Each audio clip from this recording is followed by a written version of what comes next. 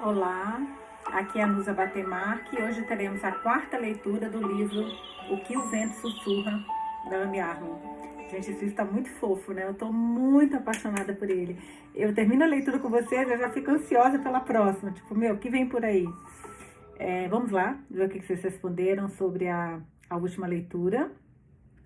Eu comentei, né, que eu tô muito apaixonada e que cada vez que eu aparece, eu fico louca de amor, porque ele é muito fofo, gente. Aquele avô que agora é criança. Imagina você voltar no tempo, encontrar seu avô querido, só que ele é criança. E ele ainda é fofo, porque aquele avô fofo foi uma criança fofa. É muito bonitinho. A Letícia falou, primeiro a minha pergunta, né? Este livro é muito fofo e confesso que cada vez que eu aparece, meu coração fica repleto de amor. O que acharam da leitura de hoje? Aí a Letícia, Nusa, ele é uma gracinha mesmo e se tornou uma pessoa maravilhosa, que fez da Anne essa pessoa maravilhosa também. Que família linda. Família linda média, né? Porque aquela Brigitte, vou te falar um negócio, se alguém puder tirá-la ali do circuito da família, não vai fazer falta não. Eita, olha, tudo quanto é piada de sogra, juro que serve para aquela Brigitte. Só por Deus. A Elizabeth, confesso que estava bem confusa com as idas e vindas, mas deu para encaixar as coisas um pouco, gostando bastante. Também queria um Thomas para mim, mas não em 1920, eu queria agora, e o sorrisinho. Aliás, falando em idas e vindas, deixa eu contar uma coisa para vocês. Nossa primeira leitura que começou em vídeo foi O Homem que Escutava as Abelhas, quando o Spotify liberou os vídeos para as leituras. E liberou a partir da segunda. Então eu vou reler a primeira em vídeo e vou deixar lá. Outra coisa.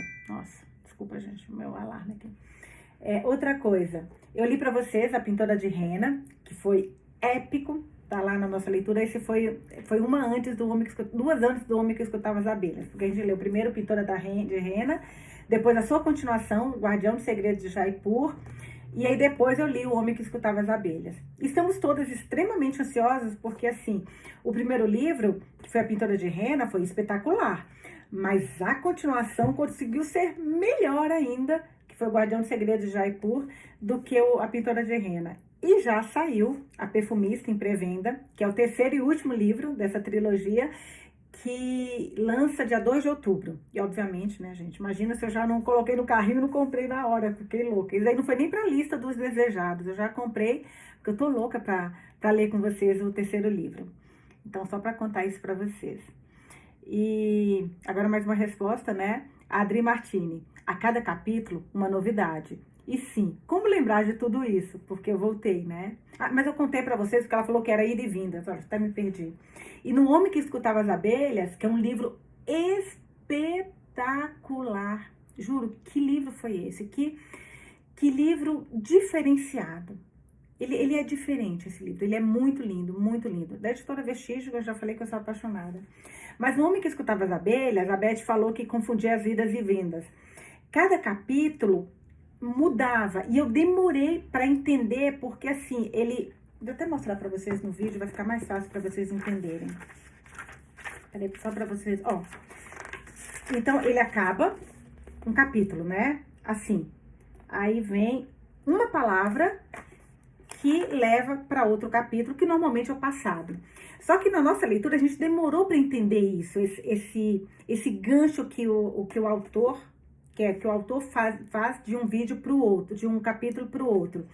Então, eu demorei um pouquinho a entender as idas e vindas, mas depois que você pega, e a gente foi entendendo juntos, que a gente ia discutindo, pera, mas o que é isso? Eu tô perdida, o que vai para lá, volta para cá?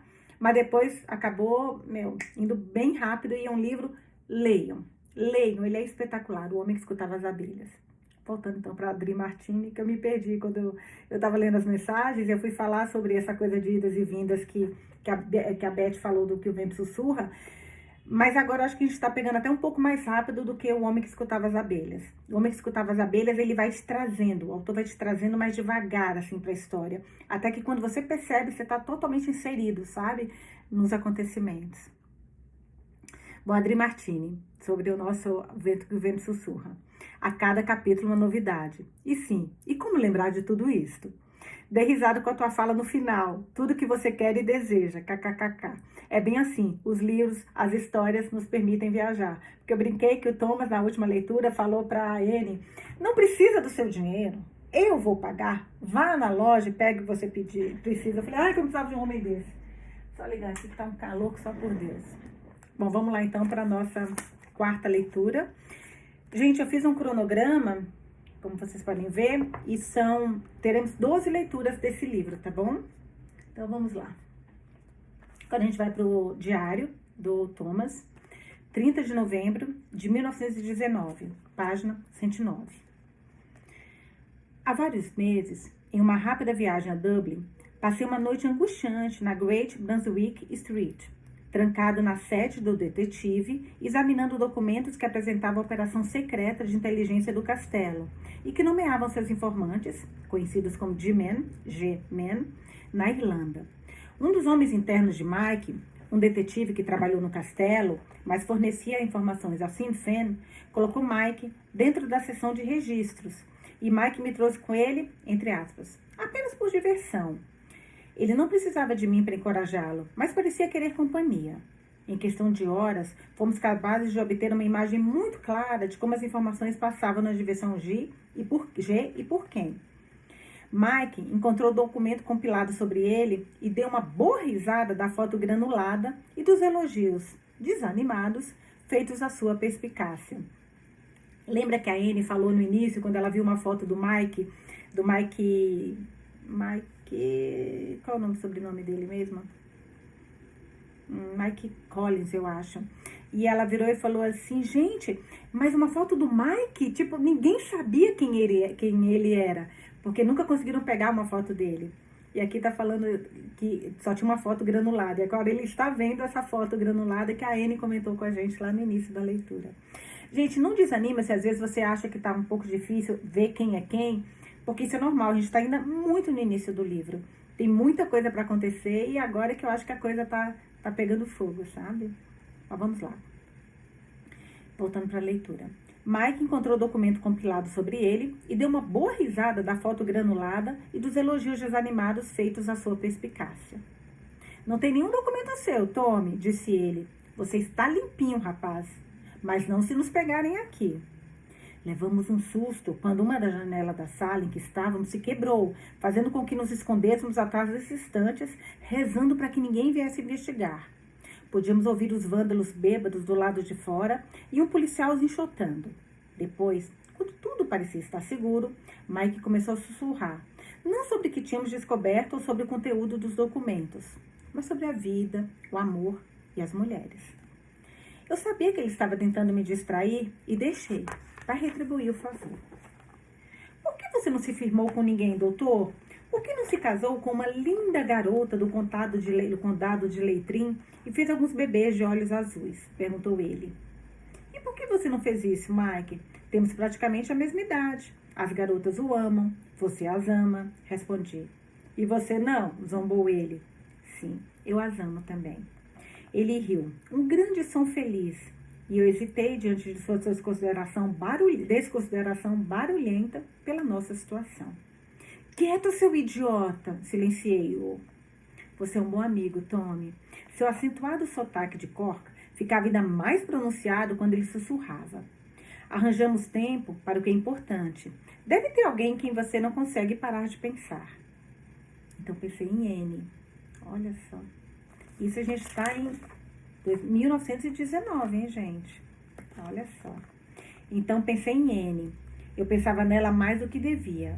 Na verdade, eu pensava nela o tempo todo e fui rápido em negar.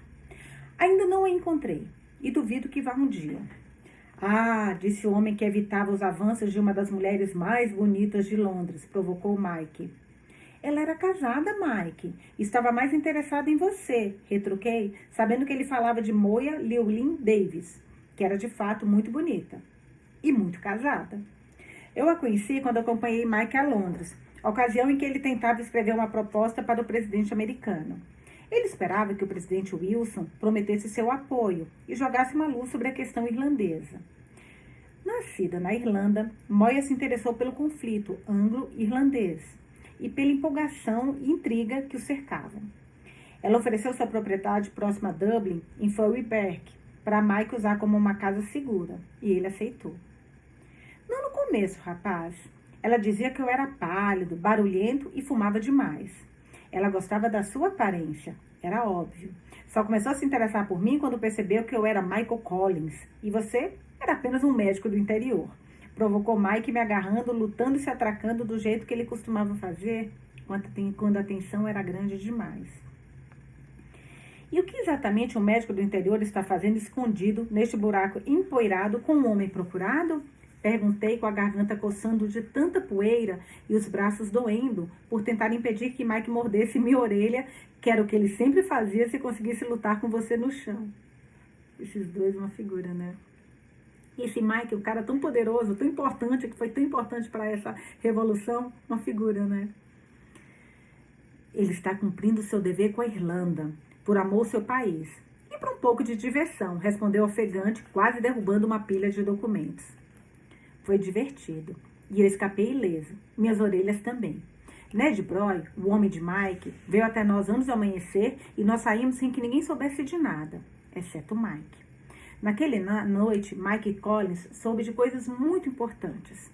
Terminei meus negócios em Dublin e voltei para Drumhead, para Ioan e Brigitte, e para as pessoas que precisavam que eu fosse um médico do interior, mais do que um soldado do exército de Mike. Eu não tinha ideia, até então, do que aquela noite significaria na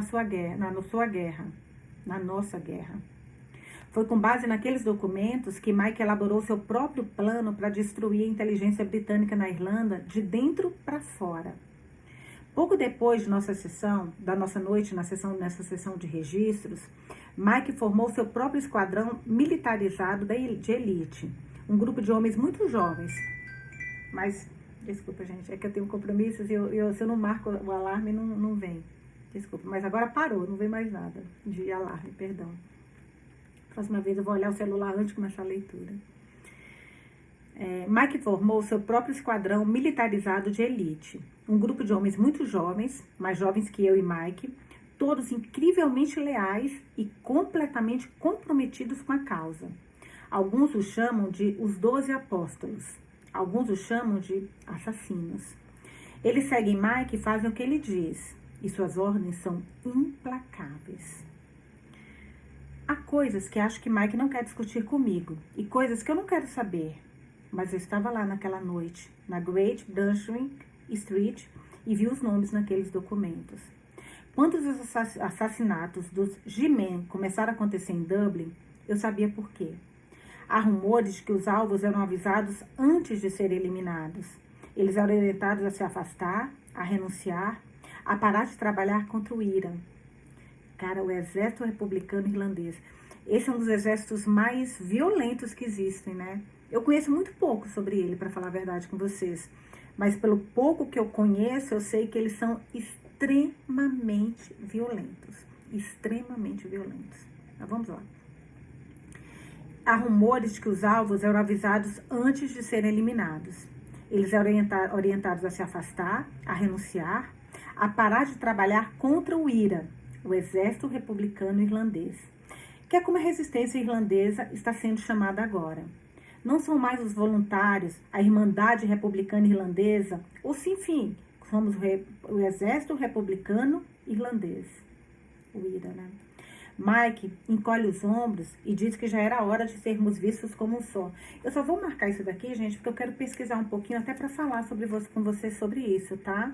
Sobre o que foi realmente esse Michael Collins, sobre esse exército republicano irlandês. Eu tô bem curiosa, eu adoro história. Vamos lá. Não são mais os voluntários, a Irmandade Republicana Irlandesa, ou Sinn Féin. Somos o Exército Republicano Irlandês. Mike encolhe os ombros e diz que já era hora de sermos vistos como um só. Alguns dos G-Men ouvem os avisos, alguns não. E alguns morrem. Não gosto disso, mas entendo. Não é vingança, é estratégia. É guerra. TS. Caraca. Eu vou atrás disso, porque deve ter muita coisa pra gente descobrir sobre essa época, bem interessante, que vai dar, acho que até mais luz pra gente sobre o que eles passaram, né? E sobre o que a Anne tá passando. E o nosso Thomas. Vamos agora pro capítulo 9, Página 113. Sua barganha. Quem fala sobre o fuso de Platão? O que o faz girar? A eternidade pode diminuir, o tempo a se desenrolar. W.B. Yeats. Com a mão de Euan, agarrada à minha, a gente voltou agora para a nossa linda menina, né? É bem importante a gente lembrar, gente, que os capítulos são dos dias, entre aspas, atuais, em que a Anne está no passado. Atuais no passado, mas vocês entenderam, né? Então, todos os capítulos que a gente tem aqui é a Anne nesse novo cenário que ela está, em que ela voltou para o passado. O diário do Thomas é o que acontecia até antes da Anne voltar. Em algum momento a gente vai, provavelmente, chegar na parte que onde a Anne está no futuro, em 1921. Quer ver que a gente está indo em 1919, nos diários do Thomas. A gente vai se acostumando. Com a mão de eu agarrada à minha, empurrei a porta de casa de penhores. A campainha tocou acima da minha cabeça. E eu me vi dentro de um baú de tesouros, entre coisas pitorescas e curiosas, valiosas e variadas. Aparelhos de chá, trens de brinquedo, armas e utensílios de ouro e muito mais. Euan e eu paramos atordoados e boquiabertos com tudo aquilo. O cômodo era longo e estreito, e na outra extremidade, um homem com uma camisa branca impecável estava pacientemente em pé atrás do balcão de madeira. Sua gravata preta estava enfiada no colete escuro bem abotoado, e ele usava óculos minúsculos de aro dourado. Tinha a cabeça larga e o cabelo ondulado e grisalho. Uma barba bem cuidada e um bigode cobriam a parte inferior do seu rosto. "Bom dia, senhora", ele disse. "Está procurando algo especial?" "Não, senhor", gaguejei, afastando o olhar das paredes, cheia de esquisitices complexas, prometendo a mim mesma e a Euan que voltaríamos um dia só para olhar. Euan, relutante em ceder, estava com os olhos grudados em um modelo de carro que parecia com o de Thomas. "Bom dia, Euan. Onde está o médico hoje?" perguntou o penhorista, chamando a atenção do menino. Euan suspirou profundamente e me deixou empurrá-lo em direção ao balcão. "Bom dia, Sr. Kelly. Ele foi visitar alguns pacientes", respondeu Euan, que parecia tão crescido que me deixou tranquila. Pelo menos um de nós não estava apavorado. "Ele trabalha demais", comentou o penhorista, que não tirava os olhos de mim, curioso e pensativo. Ele estendeu a mão, claramente esperando que eu a apertasse. E foi o que fiz, embora ele não tenha apertado de volta como eu esperava. Agarrou meus dedos e me puxou para frente, muito delicadamente, levando as juntas os meus dedos em direção aos lábios e dando um beijo suave para depois me soltar. "Não tivemos o prazer, senhora." É porque ao invés de apertar, o homem beija a mão, né, naquela época. "Não tivemos o prazer, senhora. Esta é a minha mãe." Se ele soubesse que é a neta dele.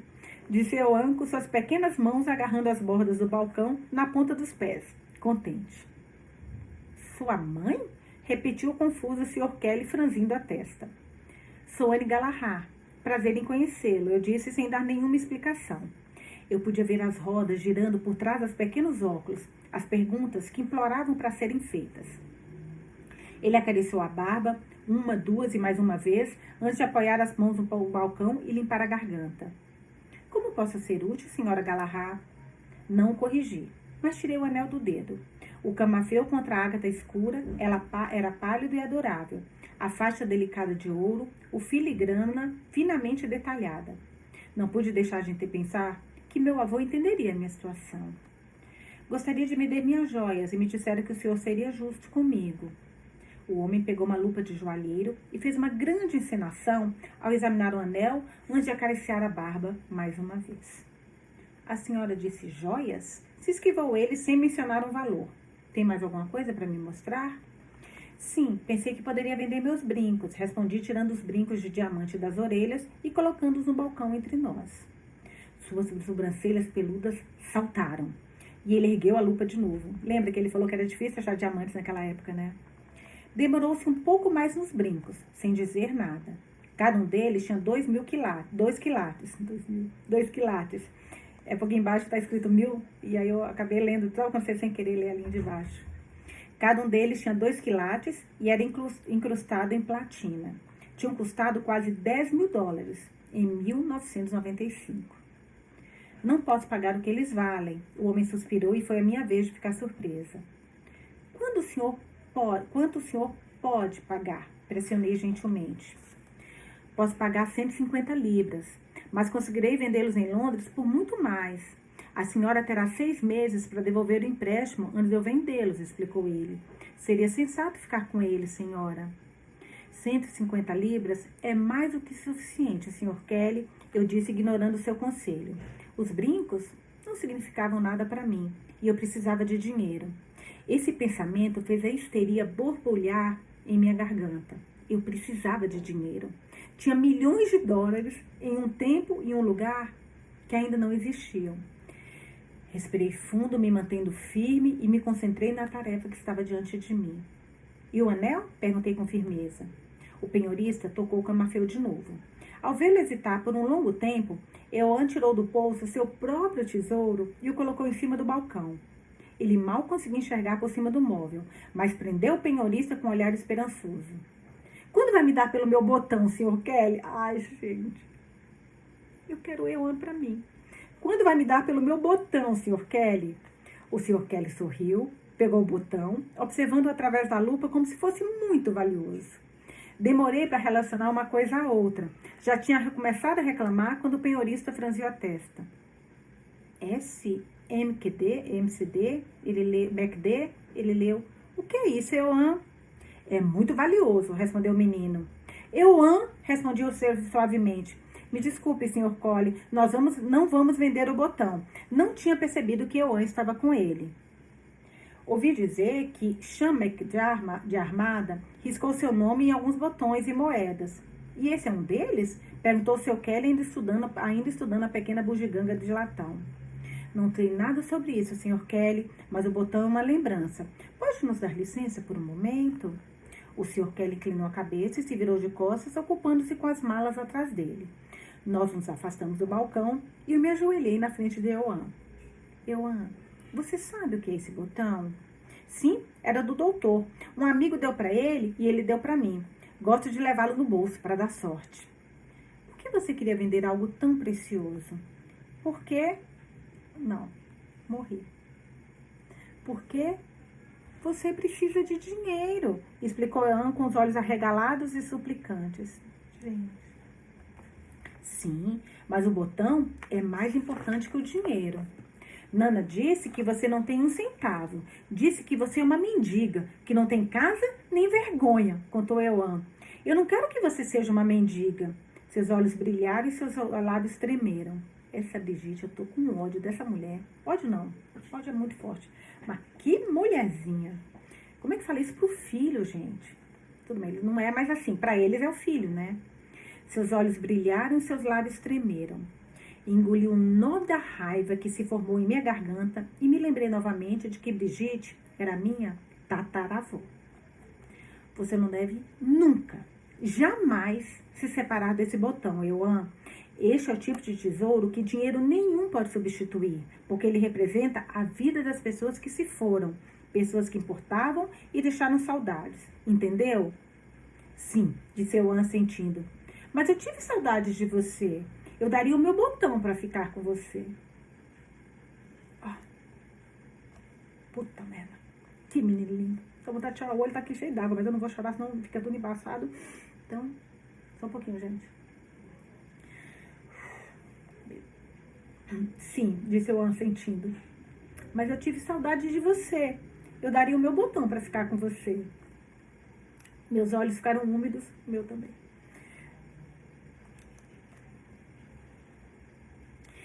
E meus lábios tremeram como os dele. O filho, né, gente? Para ele. Alguém muito sábio me disse que nós carregamos as pessoas que amamos em nosso coração. Nós nunca as perdemos, desde que nos lembremos como é ser amado por elas. Puxei em minha direção, abraçando seu pequeno corpo com tanta força que ele se contorceu e riu. Soltei-o e enxuguei as lágrimas que estavam penduradas no meu nariz. Prometa que vai parar de carregar esse botão no bolso. Coloque em um lugar muito seguro e guarde-o como um tesouro. Eu disse, empregando o máximo de severidade que pude em minha voz. Prometo, Eoan disse simplesmente. Eu me levantei e nós caminhamos de volta para o balcão e o homem que fingia não nos observar. Minha mãe não vai me deixar vender o botão, Sr. Kelly. Acho isso sábio, jovem. O Dr. Smith falou para minha mãe não vender o anel também. Sussurrei envergonhada. Ô, gente, é um X9 esse seu Euan, né? Pra quem não sabe, X9 é aquela pessoa que, eu acho que não, é nos presídios, né? X9 é aquele cara que entrega tudo. O nosso Euan é um X9. Um mini X9, mas é um X9. É um Xzinho 9. O Dr. Smith falou pra minha mãe não vender o anel também. Sussurrei envergonhada. É mesmo? Perguntou o Sr. Kelly. Sim, senhor, confirmou eu assentindo. O Sr. Kelly levantou seu olhar na minha direção. Bem, acredito que ele esteja certo. A senhora Galahad paga 160 libras pelos diamantes. E você fica com seu anel. Lembro-me de um jovem que entrou aqui anos atrás e comprou essa peça, disse esfregando o polegar sobre o camafeu, reflexivo. Era mais do que ele podia pagar, mas estava determinado a comprá-la. Ele me disse que era para a garota com quem queria se casar, e fez um acordo. O relógio de bolso dele pelo anel. Colocou o anel em minha mão e fechou meus dedos sobre ele. O relógio não valia muito, mas ele era um grande negociador. Caraca, gente. Encarei o Sr. Kelly surpreso e com remorso. Não era de admirar que Thomas tivesse sido tão inflexível. Eu tentara vender a aliança de casamento da Anne. Putz, gente, então quem tentou... Olha só como as coisas vão se fechando, né? Eu tentara vender a aliança de casamento da Anne. Obrigada, Sr. Kelly. Eu nunca tinha ouvido essa história, sussurrei. Bem, agora ouviu, respondeu ele gentilmente. Uma lembrança deslizou por suas feições e seus lábios franziram em reflexão.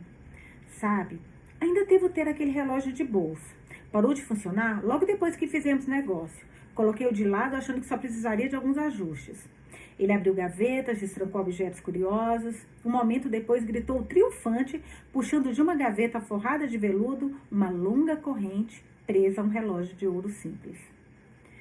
Meu coração parou e eu pressionei a mão trêmula contra a boca para abafar minha surpresa. Era o relógio que o Euan usara durante a maior parte da sua vida. Esse relógio sempre o fizera parecer antiquado, a corrente caída e o medalhão dourado, mas ele nunca o trocara por um modelo mais novo. Vê isso, rapazinho? O Sr. Kelly mostrou a Euan como soltar a trava da tampa, revelando o mostrador abaixo. Euan sentiu, feliz, e o penhorista olhou para o relógio, franzindo as sobrancelhas. Bem, olhem só para isso, disse o Sr. Kelly maravilhado. Está funcionando! Ele checou seu próprio relógio que estava pendurado no bolsinho do colete. Com uma pequena ferramenta, ajustou a hora no relógio de Declan Galahad e observou satisfeito os pequenos ponteiros se moverem. Acho que você deveria ficar com ele, rapazinho, disse o Sr. Kelly, empurrando o relógio do balcão até ficar ao alcance de Euan. Afinal de contas, pertencia ao seu pai. Caraca. Que capítulo fofo. Que coisa, gente, como as coisas vão se fechando, o futuro com o passado. A gente tá no início, hein? Tem muita coisa para fechar ainda. O pequeno Euan e eu saímos da casa de penhores com muito mais do que quando havíamos chegado. Além das 160 libras e do relógio do Declan, que Euan segurava com força, embora eu tivesse prendido no colete, um par de brincos de ágata com minúsculos camafeus pendurados estava preso nos meus lóbulos. Percebi tarde demais que a maioria das mulheres provavelmente não tinha furos nas orelhas em 1921. Nossa, eu não tinha pensado nisso. Um par de brincos de ar com um minúsculo camafeus pendurados estava preso nos meus lóbulos. Percebi tarde demais que a maioria das mulheres provavelmente não tinha furos nas orelhas em 1921. O Sr. Kelly insistiu que os brincos combinavam tanto com o anel que eu devia ficar com eles. Fora tão gentil e generoso que suspeitei que tinha dado a ele um ótimo negócio mesmo. Mas eu ainda usava o anel de Anne e nunca poderia recompensá-lo por isso. O penhorista me salvou de cometer um erro terrível e me contou uma história ainda mais preciosa que o próprio anel. Peguei-me intrigada com os desdobramentos vertiginosos a respeito do relógio de Declan. Se eu não tivesse ido à casa de penhores com Euan, o Sr. Kelly teria dado o relógio a ele algum dia. Eu ante um relógio durante todos os anos que eu conheci. Eu estava mudando a história ou sempre fizera parte dela? E como Euan conseguiu o anel de N? Se ela tinha morrido e nunca foi encontrada, ela não estaria usando. Nossa, gente, interessante isso. Muito interessante como as coisas acontecem, né? As perguntas dela. Olha, vou até desculpe, mas é porque é muito importante isso. Peguei me intrigada com os desdobramentos vertiginosos a respeito do relógio de Declan. Se eu não tivesse ido à casa de penhores com Euan, o Sr. Kelly teria dado o relógio a ele algum dia? Euan tinha um relógio durante todos os anos que o conheci. Eu estava mudando a história ou sempre fizera parte dela? Que vem antes, né? O ovo, a galinha. E como Euan, uma coisa tão linda, eu faço um exemplo tão feio. Ah, Maria, mas vocês entenderam o sentido. E como essa pergunta dela é punk, gente. Essa pergunta é foda. E como Euan conseguiu o anel de N? Se ela tinha morrido e nunca foi encontrada, ela não estaria usando? Nossa, essa é uma pergunta muito importante. De repente percebi que eu não tinha a menor ideia de para onde estava indo. Eu estava segurando a bolsinha de dinheiro com a mão direita e com a esquerda segurava a mão de Euan, deixando que ele me guiasse, com a mente 100 quilômetros ou anos na frente. Euan, você sabe onde fica a loja de departamento? Perguntei timidamente. Ele riu e soltou minha mão. Logo ali, bobinha. Estávamos do outro lado da rua de uma fileira de vitrines enormes, ao menos 6. Todas com todo vermelho escuro que ostentava o nome da loja. Henry Lyons & Co. Limitada. O armazém de Sligo, em letras claras. Nas vitrines, chapéus e sapatos eram exibidos em pedestais, e vestidos e ternos vestiam manequins de rosto pálido. O alívio tomou conta de mim por alguns segundos antes que o medo dominasse de novo. Vou simplesmente pedir ajuda, disse em voz alta para me encorajar e Euan assentiu. A senhorita Geraldine Cummings, amiga de Nana, trabalha aqui. Ela gosta de ajudar. Meu estômago embrulhou e por um momento achei que ia vomitar. A amiga de Brigitte com certeza sabia de Anne Galahad. A verdadeira Anne Galahad. A Anne Galahad original. Tomei fôlego enquanto Euan me puxava para frente, claramente ansioso pelas maravilhas da enorme loja. Um grupo de homens estava reunido em torno do grande conjunto de vitrines, logo à direita da entrada. Estava com as costas voltadas para a rua, os braços cruzados, olhando para algo dentro da vitrine. Estiquei o pescoço, tentando ver o que havia atraído a multidão. Quando me aproximei, um dos homens abandonou o lugar, me dando uma visão clara antes que o lugar fosse ocupado por outra pessoa. Eles estavam lendo um jornal. Alguém havia grudado o Irish Times no interior da vitrine da loja de departamento, com as páginas abertas para permitir que os pedestres pudessem ler através do vidro. Diminui o passo, curiosa e atraída pelas palavras, mas Euan avançou. Fui impelida pela porta, pacientemente mantida aberta por um homem que tirou o chapéu para mim quando passei. Todos os pensamentos sobre jornais e notícias foram substituídos por admiração e pavor, enquanto olhava as prateleiras altas e os corredores largos, as vitrines e a decoração, tentando descobrir por onde exatamente começar. Não havia nenhuma música de fundos nem luzes fluorescentes. Haviam lustres suspensos no alto, espalhando uma luz quente no piso de madeira polido, e eu rodei em volta de mim mesma para me orientar. Estava no departamento masculino e precisava explorar. Roupas, meias, um par de botas novas, um par de sapatos, um chapéu, um casaco e duas dúzias de outras coisas. Murmurei tentando fazer uma lista que me impedisse de chorar em um canto. Eu não tinha ideia do quanto meu dinheiro podia comprar. Espiei a etiqueta do sobretudo pendurado à minha direita. 16 libras. Comecei a fazer cálculos mentais e desisti imediatamente. Eu ia apenas comprar o máximo que podia com 100 libras. Esse seria o meu limite. As outras 60 libras seriam minha reserva de emergência até eu ganhar mais dinheiro ou até eu acordar. O que viesse primeiro. Nana sempre sobe as escadas. É onde os vestidos ficam, disse Euan me cutucando e eu deixei mostrar o caminho mais uma vez. Subimos uma ampla escadaria que dava para o primeiro andar, revelando chapéus elaborados, tecidos coloridos e ar perfumado. Olá, senhora Geraldine Cummings. Tomara que essa mulher não seja tão chata quanto a Nana, né, gente? Pelo amor de Deus. São as melhores amigas, mas tomara que ela seja diferente. Seja aquela amiga legal, sabe? Olá, senhora Geraldine Cummings. gritou Euan, aceando para uma mulher mais ou menos da idade de Brigitte, que estava atrás do mostruário do vidro próximo. Esta é minha mãe, ela precisa de ajuda. Outra mulher o silenciou ruidosamente, como se estivéssemos em uma biblioteca e não no meio das prateleiras de roupas.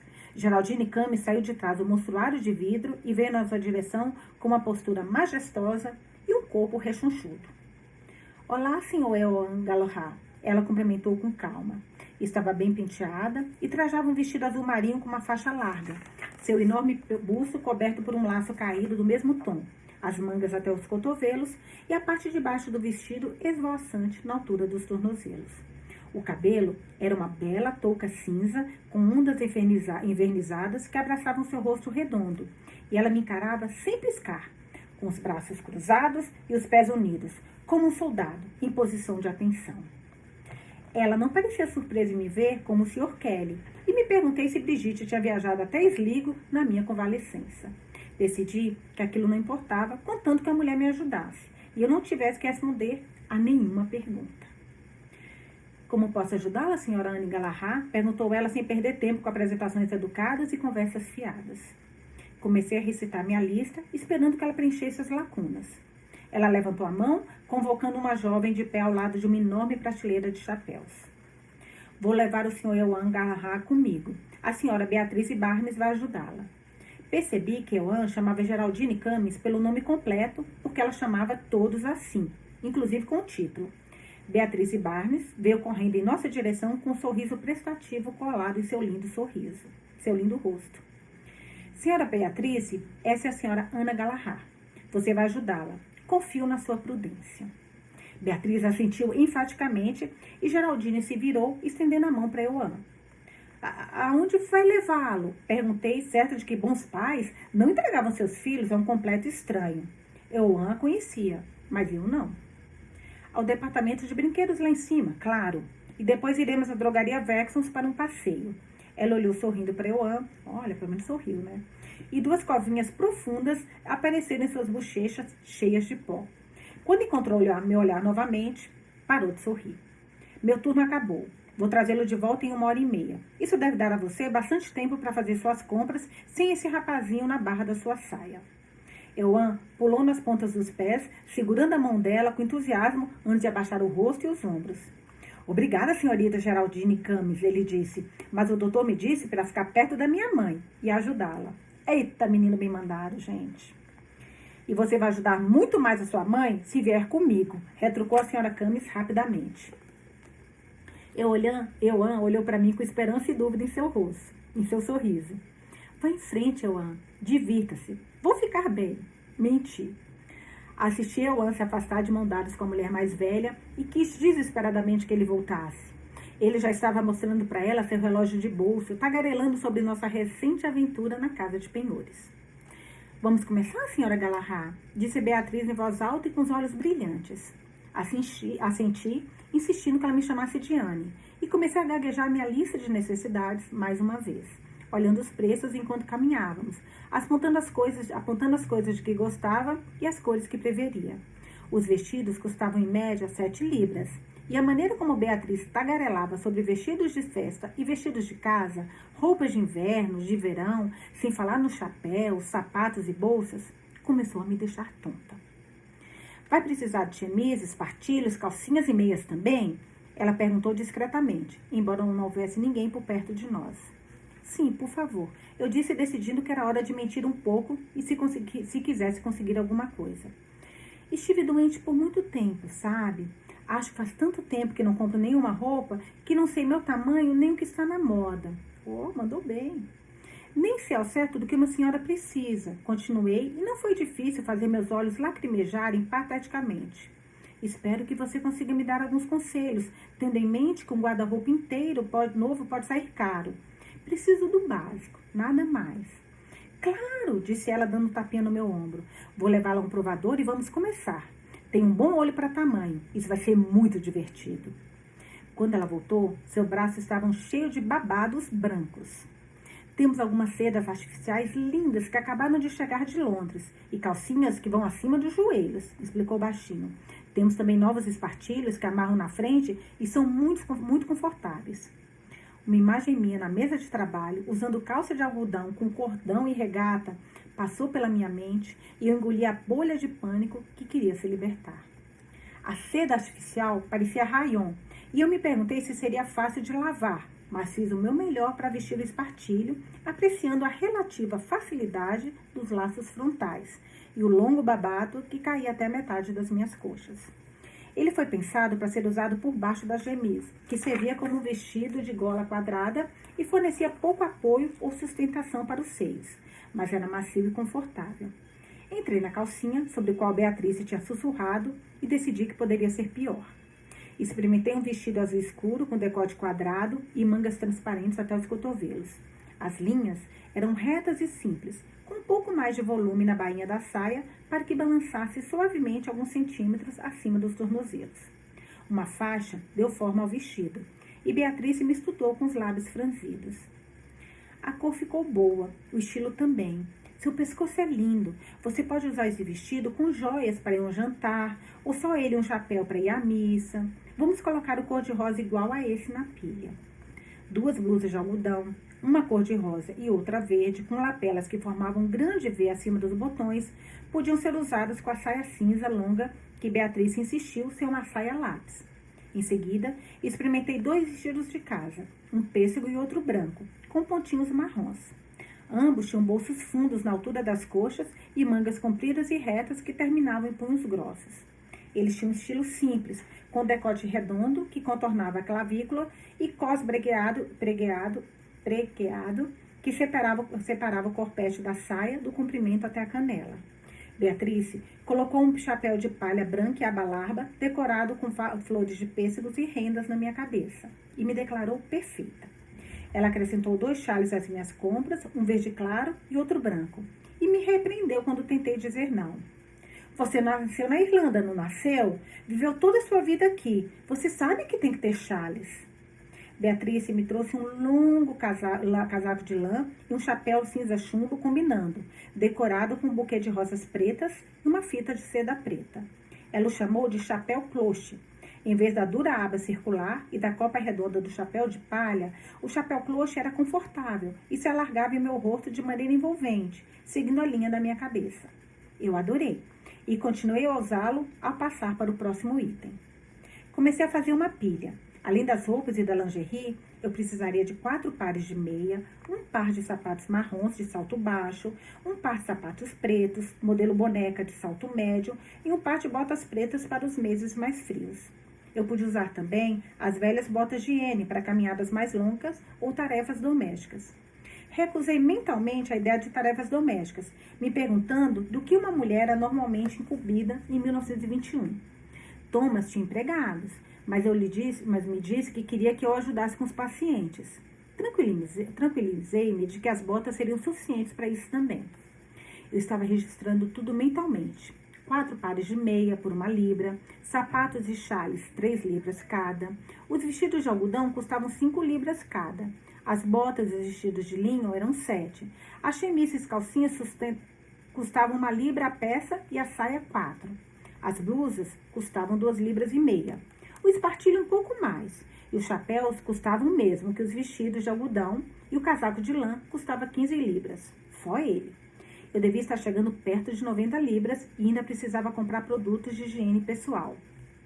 Você vai precisar de 1 ou 2 vestidos de festa. O doutor sempre é convidado para a casa de pessoas ricas, insistiu Beatriz, franzindo a sobrancelha. E você tem joias?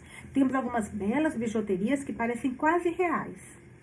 Mostrei a ela meu anel e meus brincos e indiquei que era só isso. Ela sentiu, mordendo os lábios.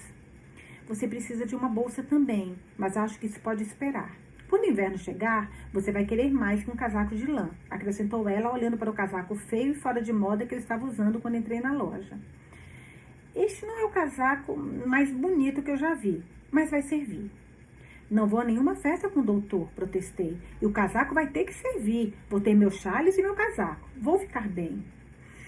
Ela esperou fundo, como se tivesse falhado comigo, mas acenou com a cabeça, concordando. Certo. Vou embrulhar e encaixotar suas compras enquanto você termina de se vestir. Agora, nossa, a gente já chegou em 26 de outubro de 1920. Agora a gente vai para o diário do Dr. Thomas, em 26 de outubro de 1920, na página 124. O Black and Tans, isso aqui também eu quero marcar, porque eu quero descobrir o que é esse Black and Tans. Que depois eu trago para vocês essas informações que eu descobri. Eu já queria ter pesquisado ontem, mas esses 2 dias aí, eu ainda tô no final, graças a Deus, mas eu tô no final. Hoje que eu tô me sentindo melhor mesmo, sabe? Tipo, 95% da labirintite. Então, eu queria desde ontem ter visto essas coisas que eu adoro, você sabe, principalmente quando a gente lê livros sobre histórias, trazer alguma informação, assim, da época para vocês e para mim também, porque eu acho que fica... Eu costumo fazer isso, porque eu acho que a leitura fica mais interessante, né? Mas vamos lá, voltando para o diário do Dr. Thomas. 26 de outubro de 1920.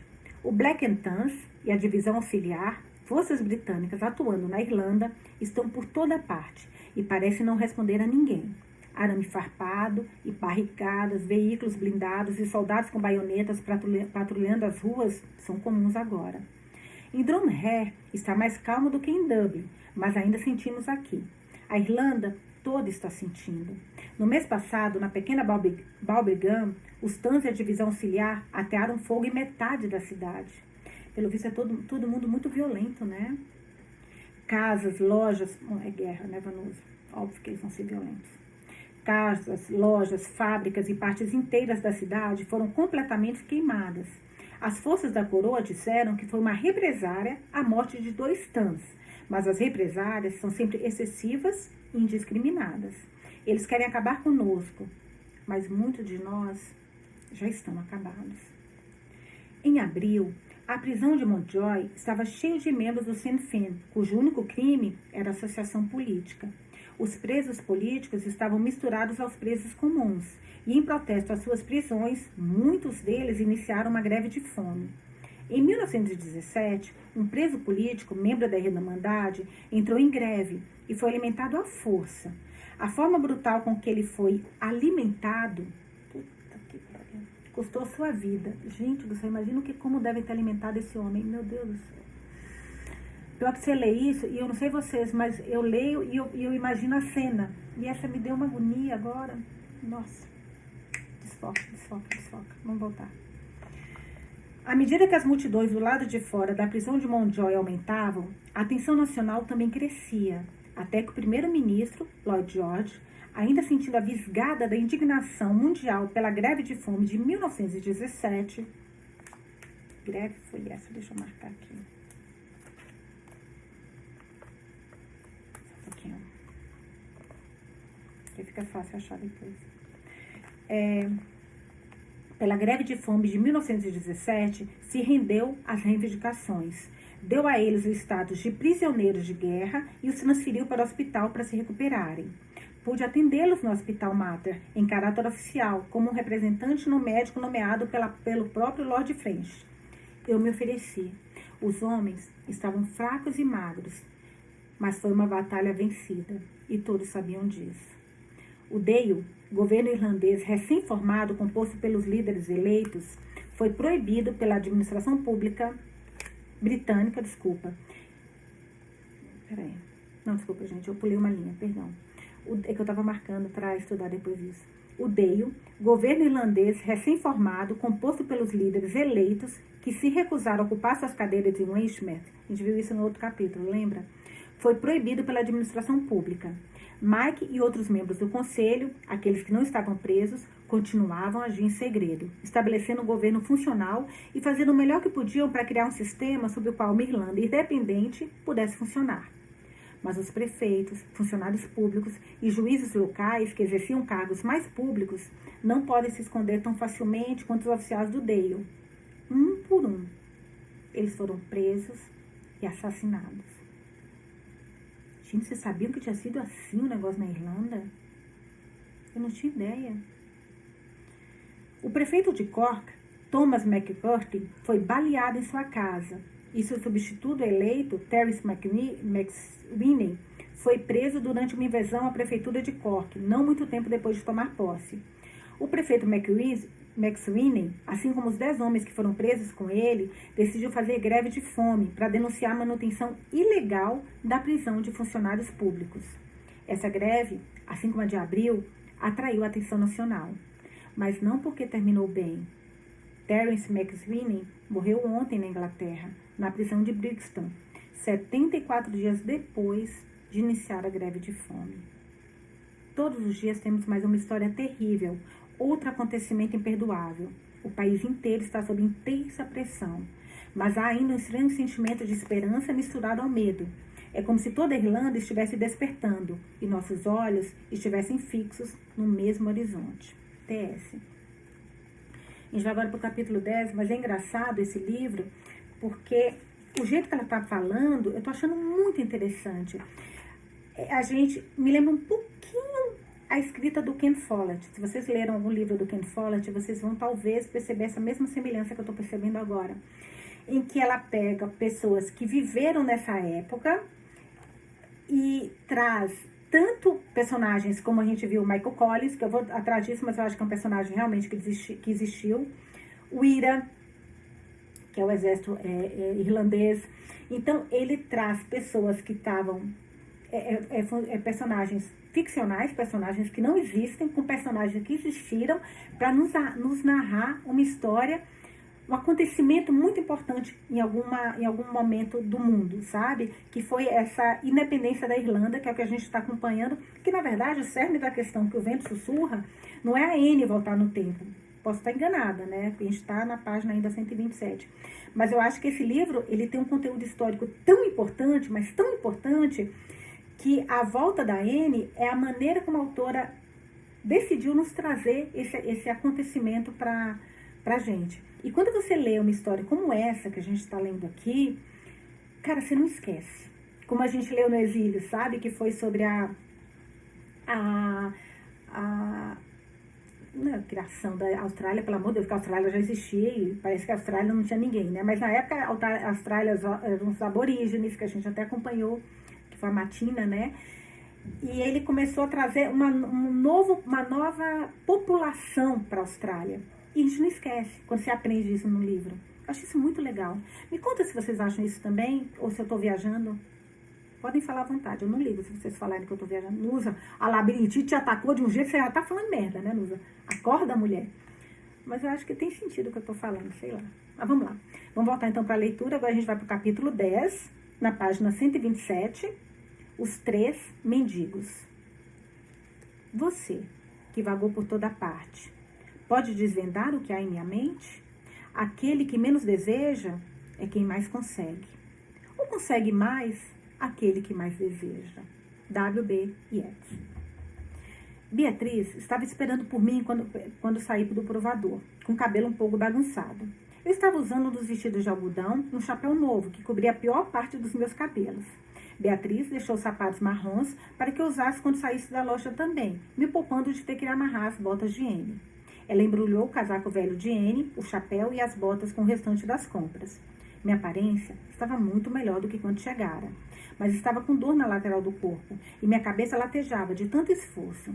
Estava feliz que a aventura estivesse quase terminada. Beatriz tagarelava ao meu lado, perguntando sobre minha higiene pessoal. Disse a ela que precisava de um shampoo e de algo para amaciar os cachos. Ela sentiu, como se shampoo fosse um termo conhecido. Engraçado que até isso a gente tem medo de falar. Ela deve ter medo de falar, de repente usar a palavra errada, né? Shampoo não existia na época, sei lá, alguma coisa assim.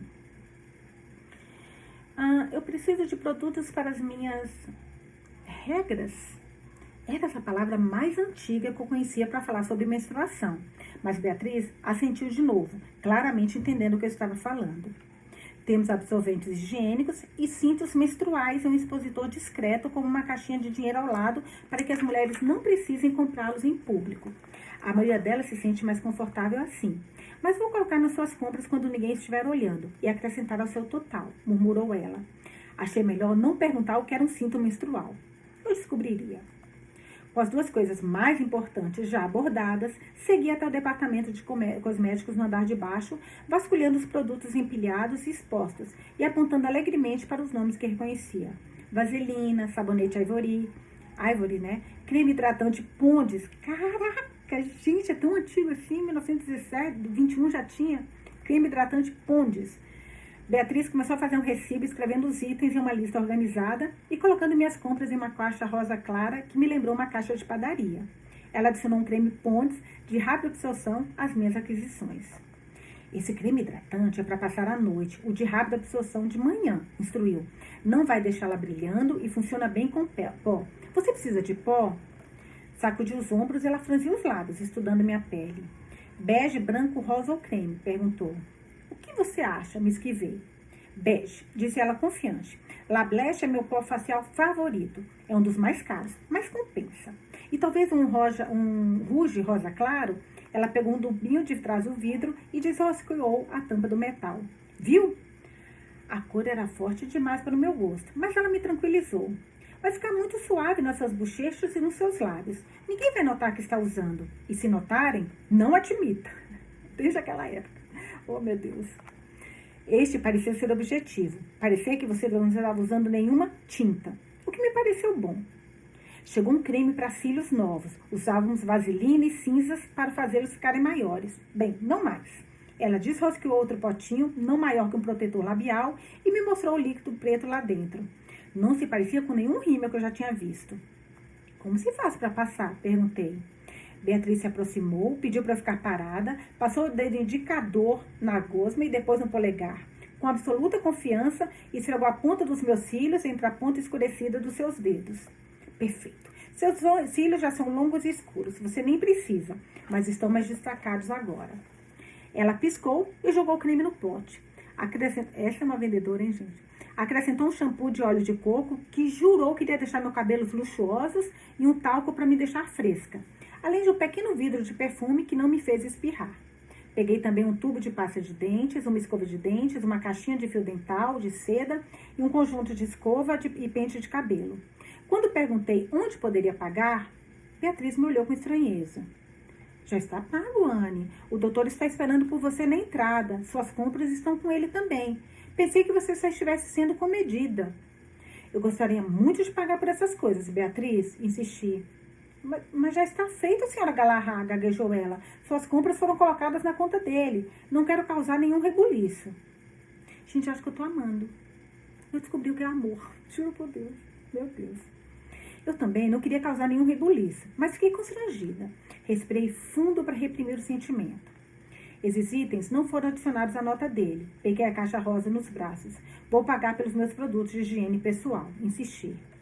Ela parecia querer discutir, mas assentiu com a cabeça, desviando para a caixa registradora perto da entrada e para o funcionário bigodudo que lá guardava. Entregou a ele a nota dos meus produtos de higiene. A senhora Galahad vai pagar por estes produtos, Sr. Barry, explicou, tirando a caixa das minhas mãos para que eu pudesse pegar a grossa bolsinha de dinheiro que a senhora Kelly havia me dado.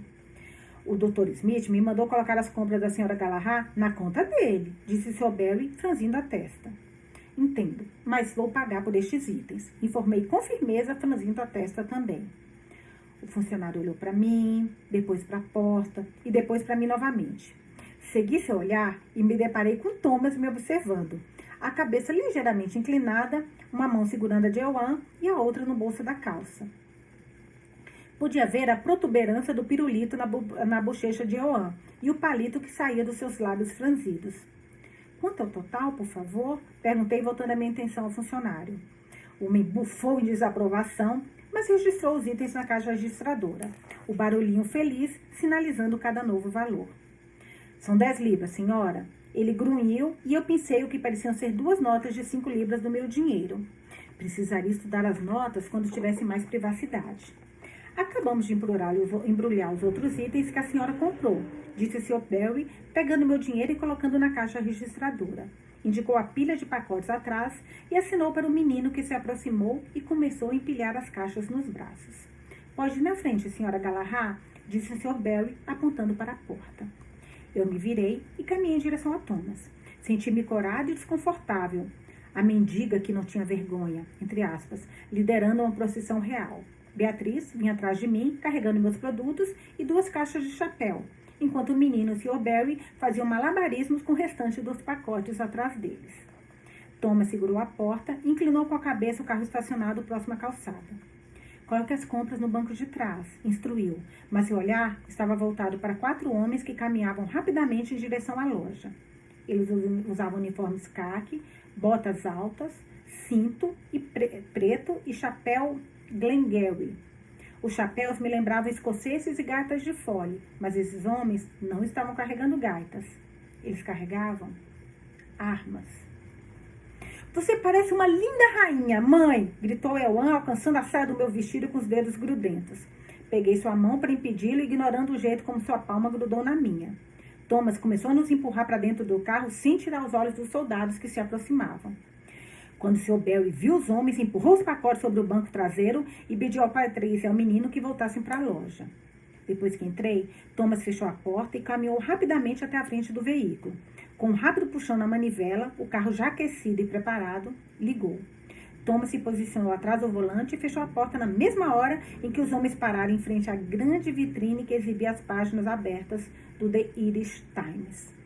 Com a parte de trás dos seus rifles, começaram a bater nas enormes vitrines, estilhaçando-as e fazendo o jornal esvaçar e cair em meio aos cacos. Um soldado se abaixou e colocou fogo nas páginas com palito de fósforo. As pessoas que estavam do mesmo lado da rua que eles pararam de andar, assistindo ao vandalismo. O que vocês estão fazendo? O Sr. Barry empurrou a porta com a boca escancarada e as bochechas vermelhas. Diga ao Sr. Lyons que está fomentando a rebelião e a violência contra a polícia real irlandesa e a coroa. Da próxima vez que ele exibir o jornal, vamos quebrar todas as vitrines, disse um deles com sotaque britânico e em voz alta, para que a multidão que se aglomerava do outro lado da rua pudesse ouvir. Com um chute final nas páginas fumegantes, os homens continuaram a descer a rua em direção a Pond Hyde. Thomas estava petrificado, com as duas mãos no volante, e o carro roncava impacientemente. Seu maxilar estava cerrado com tanta força que um músculo pulava perto da orelha. As pessoas começaram a atravessar a rua correndo para ver o estrago e comentar entre si.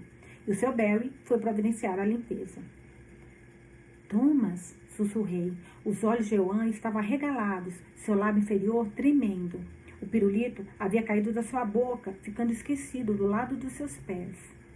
Doutor, por que os Tans fazem isso? Perguntou Euan com lágrimas iminentes.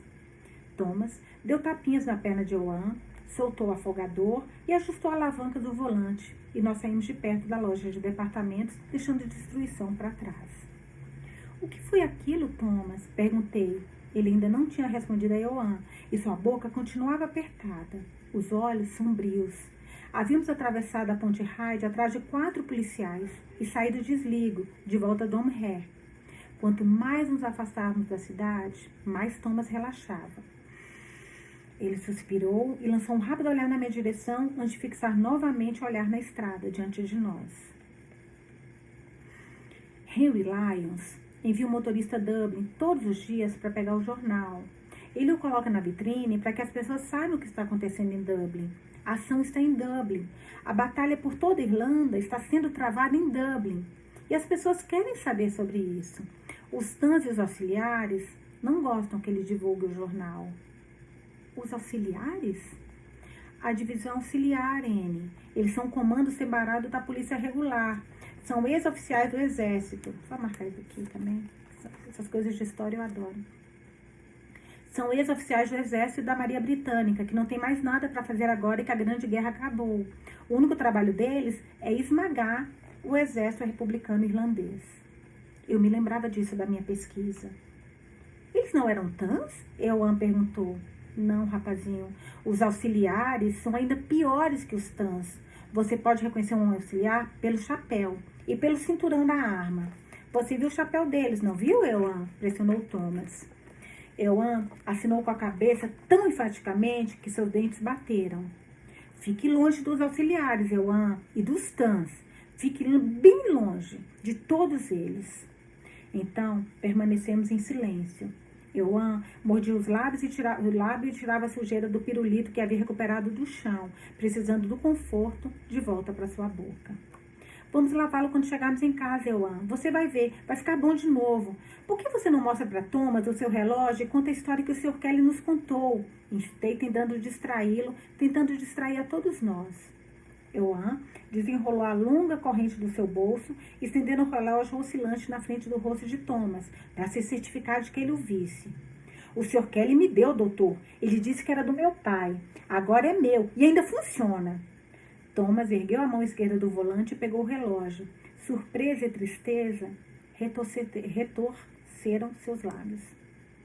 Estava guardado na gaveta do Sr. Kelly. Ele o tinha esquecido completamente, até entrarmos na loja, acrescentou Euan. Os olhos de Thomas encontraram os meus, e tive certeza de que ele já conhecia a história do anel. Fiquei com o relógio do meu pai e minha mãe ficou com o anel dela. Você viu? Euan deu um tapinha na minha mão. Sim, eu vi. Você vai ter que cuidar muito bem desse relógio. Guarde-o como um botão, em um lugar seguro, disse Thomas. Euan me olhou com uma expressão de culpa. Ele estava com medo de que eu fosse contar ao doutor sua tentativa de vender o tesouro. Euan, meu amor, ela não é X9, não vai contar. Ela não é X9, né, gente? Eu tô brincando, ele é criancinha. Ele tem a inocência e ingenuidade de uma criança, lógico. Imagina eu falando mal do nosso Euan. Nunca na vida. Mas vamos lá. Ele estava com medo de que eu fosse contar ao doutor sua tentativa de vender o tesouro. Observei-o enrugar o nariz de tanto pavor. Ajudei-o a guardar o relógio na bolsa, olhando para ele e tentando tranquilizá-lo com um sorriso. Você sabe ler as horas, Euan? Perguntei. Ele negou com a cabeça. Então vou ensiná-lo. Assim você consegue usar o relógio. E quem ensinou você a ler as horas? Perguntou ele. Meu avô, respondi suavemente. Meu rosto deve ter transparecido tristeza, porque o garotinho deu um tapinha em minha bochecha com seus dedos sujos, me confortando. Você tem saudades dele? Não mais, eu disse com a voz estremecida. Por quê? Ele ficou tão chocado quando eu havia ficado muito tempo antes. Porque ele ainda está comigo, sussurrei, repetindo as palavras que meu avô dissera enquanto me embalava em seus braços. E de repente o mundo mudou e a luz surgiu. E eu me perguntei se meu avô sabia quem eu era o tempo todo. Caraca! É muita novidade que vai chegando, né, gente, assim pra gente. Que é aquilo que a gente falou, que eu acho que o Euan, avô do futuro, sabia tudo isso. Até pelo que a gente leu, né? E agora ela tá se questionando isso. Acho que ela vai ter muita coisa para se questionar, né? Vamos lá. Ajudei Euan a lavar as mãos e nos arrumamos juntos para o jantar. Eu tinha perdido os grampos de cabelo e os cachos caíam soltos ao redor do rosto e nas costas. Soltei tudo, umedeci os dedos e moldei cada cacho o melhor que pude antes de puxá-lo quase todos para trás, em um rabo de cavalo frouxo e prendê-lo com um pedaço de elástico que havia encontrado no baú de Anne. Eu não queria ser mais nada a não ser cair de cara na cama. Minha lateral gritava, minhas mãos tremiam e eu não tinha apetite. Mas pela primeira vez, sentei minha mesa com a família, com a minha família. Minha família. Brigitte se sentou, se a Brigitte soubesse, né, que a bisneta dela, que ela tá tratando tão mal, a filha, a neta do bebezinho dela, do neto dela, meu Deus. Brigitte se sentou em um silêncio sepulcral, durante o jantar, com as costas rígidas. Ela mastigava minúsculas porções de comida, mal movimentando o maxilar. Seus olhos se arregalaram e se estreitaram em fendas quando nos viu chegar com os braços cheios de embrulhos, caixas de sapato e de chapéu que foram levados para o meu quarto.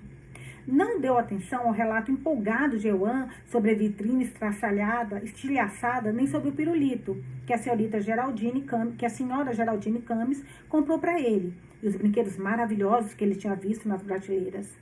Brigitte acomodou o menino ao seu lado na mesa, com Thomas na ponta e eu do lado oposto, na frente de Euan, deixando um lugar vazio entre mim e Thomas. Era um posicionamento estranho, mas evitava que Brigitte me olhasse e me deixou o mais longe possível de Euan e Thomas. Eleanor, a irmã mais velha de Maeve, dos O'Tullis, pairava perto da porta da cozinha, aguardando, para o caso de precisarmos de alguma coisa. Sorri para ela e elogiei a comida. Eu não estava com muito apetite, mas a comida estava deliciosa. Não vamos precisar de mais nada, Eleanor. Pode ir para casa. Anne, vou? Anne levou um tiro. Cara, essa Brigitte é terrível. Tudo bem, gente, não é fácil perder um filho. A mulher sumiu, tal, eu entendo tudo isso. Mas, cara, ela é muito ruim, meu Deus. Vanusa, você tem que tentar. Para de julgar. Para de julgar. Eu tô fazendo evolução, gente. Eu tô evoluindo cada vez mais. Eu quero ser tipo Pokémon. Virar uma evolução total. Então, para de julgar. Para. Mas olha o que ela falou. É difícil não julgar. Mas olha o que essa mulher falou. Não vamos, falou para a funcionária da casa, né? Não vamos precisar de mais nada, Eleanor. Pode ir para casa. Anne pode tirar a mesa e limpar tudo quando terminarmos, ordenou Brigitte. Depois que a garota pediu licença, Thomas olhou para Brigitte com as sobrancelhas levantadas. Redistribuindo as tarefas, senhora Galahad? Perguntou. Ficarei feliz em fazer isso, interrompi. Preciso contribuir. Você está exausta, disse Thomas. E Eleanor vai voltar para casa preocupada o caminho todo se fez algo errado e desagradou Brigitte, porque ela sempre limpa tudo depois do jantar e leva as sobras para a família. Eu só acho que a Anne tem uma grande dívida com você que deveria começar a pagar o quanto antes. Brigitte rebateu com o rosto vermelho e a voz elevada. Eu mesmo lido com as minhas dívidas e com aqueles que estão em dívida comigo, Brigitte. Pá, pá, pá. Eita, Thomas, disse Thomas em tom baixo, mas rude. Ela estremeceu e ele suspirou. Primeiro eram 2 mendigos, agora são 3, lamentou Brigitte. É isso que nós somos? Mamãe não é uma mendiga que não tem vergonha, Nana, não mais. Ela vendeu os brincos dela, agora ela é rica, disse Johan contente. Brigitte empurrou a cadeira para trás e se levantou abruptamente. Vamos, Johan, é hora de tomar banho e dormir. Diga boa noite ao doutor. Ela não falou, né, mas a gente entende. Ignore a sua mãe. Diga boa noite ao doutor. Johan protestou, embora seu prato estivesse vazio havia algum tempo. Eu quero que minha mãe me conte sobre o cão de Cullen. Ele tentou persuadir. Hoje não, Johan, disse Thomas. Foi um longo dia. Vá com sua avó. Boa noite, doutor, disse Johan triste. Boa noite, mãe. Boa noite, Johan, disse Thomas. Boa noite, meu doce menino. Acrescentei dando-lhe um sopro, soprando-lhe um beijo que o fez sorrir. E ele beijou a própria palma e soprou o beijo de volta para mim, como se fosse a primeira vez que fazia algo parecido. Johan, ordenou Brigitte. Ele seguiu a avó para fora da sala, com os ombros caídos e a cabeça baixa. Vá para casa, Anne. Vá para a cama, Anne, ordenou Thomas depois que o som do passos dele cessou. Você estava quase dormindo em cima da sopa. Eu cuido disso. Ignorei-o, me levantei empilhando os braços. Brigitte tem razão. Você me acolheu. Sem perguntas, comecei. Sem perguntas? Ele interrompeu. Perguntei várias vezes se é que você se lembra. Sem exigências, emendei. E quando não estou apavorada, me sinto extremamente grata. Ele se levantou e pegou os pratos. Eu faço o serviço pesado. Você pode lavar. Trabalhamos em silêncio. Nenhum de nós se sentindo muito confortável na cozinha, embora eu suspeitasse de que nossos motivos fossem diferentes. Eu não sabia o lugar de nada, e Thomas não ajudou muito. Perguntei-me se ele já tinha lavado um prato ou preparado uma refeição. Eu estava surpresa com o luxo. Uma geladeira enorme, uma pia grande, 2 fornos embutidos, fogão elétrico com 8 bocas e uma despensa, que Thomas chamava de ucharia, do tamanho da sala de jantar. O espaço do balcão era vasto, com cada superfície limpa e bem cuidada. Eu já conhecia a casa e o conforto não era típico de uma residência comum em 1920, especialmente na Irlanda rural. Eu tinha lido no diário de Thomas sobre a riqueza que ele herdara e a responsabilidade que sentia com isso. Recolhi toda a comida dos pratos e a coloquei em uma tigela, com medo de jogar fora. Os porcos não comiam os restos? Eu sabia que Thomas tinha porcos, ovelhas, galinhas e cavalos, de que os O'Tooleys cuidavam. Lavei os pratos e os pires, empilhando-os uns sobre os outros em uma bacia, mas não fui capaz de encontrar nada que se parecesse com detergente. Thomas limpou a sala de jantar, guardou as sobras na geladeira e colocou o pão e a manteiga na despensa. Limpei as bancadas, admirando a superfície de madeira pesada e gasta, bem utilizadas por mãos mais hábeis que as minhas. Estava certa de que Brigitte desceria para verificar meu trabalho, mas até que eu tivesse alguma instrução prática, esse era o melhor que eu podia fazer. Por que você está com medo? Perguntou Thomas em voz baixa, me observando terminar. Fechei a torneira, sequei as mãos, satisfeita por termos limpado o suficiente para manter os ratos longe. Você disse que quando não estava apavorada, se sentia extremamente grata. Por que está apavorada? Ele pressionou. Porque tudo é muito incerto. Brigitte tem medo de que você pegue Johan e vá embora. Por isso ela está se comportando assim, disse Thomas. Eu não vou. Eu não queria. Para onde eu iria? Gaguejei. Depende. Onde você esteve? Ele indagou e eu me escrevi da pergunta que ele insistia em me fazer. Eu nunca faria isso com Euan, ou com você, ou com Brigitte. Essa é a casa de Euan, eu disse. E você é a mãe dele. Eu queria confessar que não era, que não tinha direito sobre ele, além de um amor. Mas não o fiz. Confessar isso seria como cortar meu acesso à única coisa que me importava. Então confessei a única verdade que eu podia. Eu o amo tanto, Thomas. Eu sei que você o ama. A única coisa que eu sei é isso. Ele suspirou. Prometo que não vou levar Euan de Gavas Gleb, afirmei olhando em seus olhos. Mas pode prometer que você não vai embora? Perguntou Thomas, encontrando a fenda na minha armadura. Ele é inteligente, o Thomas, né, gente? Ele é muito inteligente. Mas pode prometer que você não vai embora? Não, sussurrei balançando a cabeça. Não posso. Então talvez seja melhor você ir embora, Anne. Se é para ir, que seja agora, antes que mais estragos sejam feitos. Ele não estava bravo me acusando. Seus olhos estavam tristes e sua voz suave. Quando as lágrimas me subiram pela garganta e brotaram nos olhos, ele me puxou suavemente e me abraçou, acariciando meu cabelo e dando tapinha em minhas costas, como se eu fosse uma criança. Mas eu não relaxei, nem deixei as lágrimas caírem. Meu estômago embrulhou e eu me senti sufocada. Me afastei com medo de que o pânico que arranhava meus calcanhares, escorria pela palma das minhas mãos, me libertasse de sua presença. Virei-me e saí da cozinha o mais rápido que pude, segurando as pontas na lateral, focada somente em encontrar a segurança de uma porta fechada.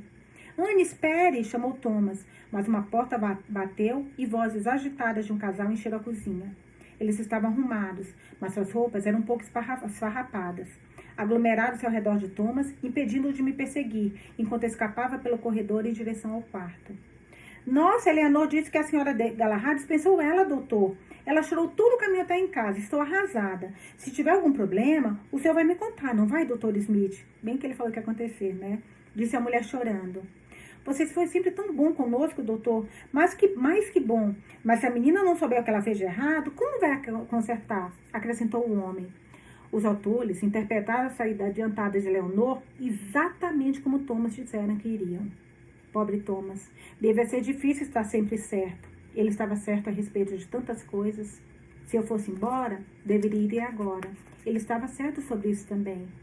Eu só não sabia como. Agora o diário, né? 28 de novembro de 1920. Página 138. Sentei-me com Mike em Dublin no sábado passado e comemos ovos com bacon em um lugar chamado Café Cairo, na Crefton Street. Esse é o diário, tá, gente? Mike sempre se comporta como se estivesse em uma competição, enfiando a comida na boca com os olhos grudados no prato, concentrado na tarefa de se reabastecer para poder continuar. Nunca deixa de me surpreender quão livremente ele se move pela cidade. Ele, em geral, usa um terno cinza e elegante e chapéu coco, pedala sua bicicleta com frequência, sorri, acena e conversa com as mesmas pessoas que o estão caçando. Ele se esconde à vista de todos e anda em círculos, literal e figurativamente, ao redor de todos. Mas ele estava inquieto no sábado passado, impaciente, e a certa altura empurrou o prato de lado e inclinou-se sobre a mesa na minha direção, até que nossos rostos estarem a meros centímetros de distância. Está vendo aqueles cúquenes nas mesas do fundo, Tommy? Não olhe agora. Espere um pouco e deixe o guardanapo cair. Tomei um gole demorado do café preto que estava à minha frente e derrubei meu guardanapo no chão enquanto apoiava a xícara de volta. Ao abaixar para recuperá-lo, percorri com os olhos as mesas ao longo da parede oposta. Soube instantaneamente de quais homens ele falava. Eles usavam terno e gravata, não uniformes.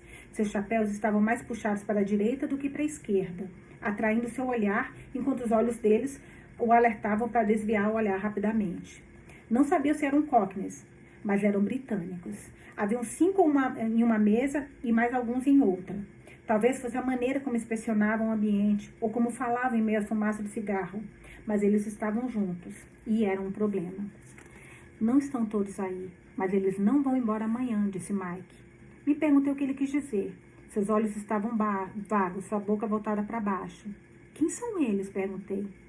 São chamados de Gangue do Cairo, porque sempre se encontram aqui. Lloyd George mandou que viessem a Dublin para me pegar. Se você sabe quem são, não é possível que eles saibam quem você é e que você e eu estamos prestes a ser assassinados? Murmurei perto da borda da xícara. Tive que abaixá-la de novo. Minhas mãos estavam tremendo. Não de medo, pelo menos não por mim. Por ele. Eu estava bravo com o risco que ele estava correndo. tive que me despedir deles, disse Mike suavemente, encolhendo os ombros. Seu nervosismo tinha ido embora. Havia passado para mim. Ele colocou o chapéu e se levantou contando algumas moedas pelo nosso café da manhã. Nenhum de nós olhou para trás ao sair dali. Nossa, na manhã seguinte, nas primeiras horas, isso foi 28 de novembro de 1920, gente. Na manhã seguinte, nas primeiras horas, antes do amanhecer, 14 homens foram mortos a tiros em Dublin. Muitos deles, membros da unidade especial enviada para cuidar de Michael Collins e seu esquadrão. À tarde, as forças da coroa estavam em alvoroço. Chocados com um golpe contra seus oficiais, enviaram carros blindados e caminhões militares a Croke Park, onde Dublin estava enfrentando Tipperary em uma partida de futebol. Quando os vendedores de ingressos viram os carros blindados e os caminhões militares, correram para dentro do parque. Os Tans os perseguiram, alegando que eram membros do exército republicano irlandês. Uma vez dentro do estádio, os Black and Tans abriram fogo contra a multidão de espectadores. Pessoas foram pisoteadas, outras baleadas, 60 feridos, 13 mortos. Passei a noite oferecendo meus serviços aos feridos, me sentindo culpado pela minha parte no caos, fervendo de raiva por ter chegado a esse ponto e cheio de desejo que tudo isso acabasse. Caraca, acabamos a leitura de hoje, lemos até a página 139. Gente, que livro espetacular. Eu confesso para vocês que eu amo o romance, eu tô ansiosa por esse romance do Thomas com a Anne, eu acho que vai ser lindo, porque eles estão, e tá devagar, né, eles estão devagarzinho chegando próximo um do outro, mas essa história, a história da Irlanda, essa história de fundo, tá me deixando alucinada também, amando. Espero que vocês também me contem o que vocês acharam, e amanhã nós voltamos para mais uma leitura desse livro incrível. Beijos e até amanhã.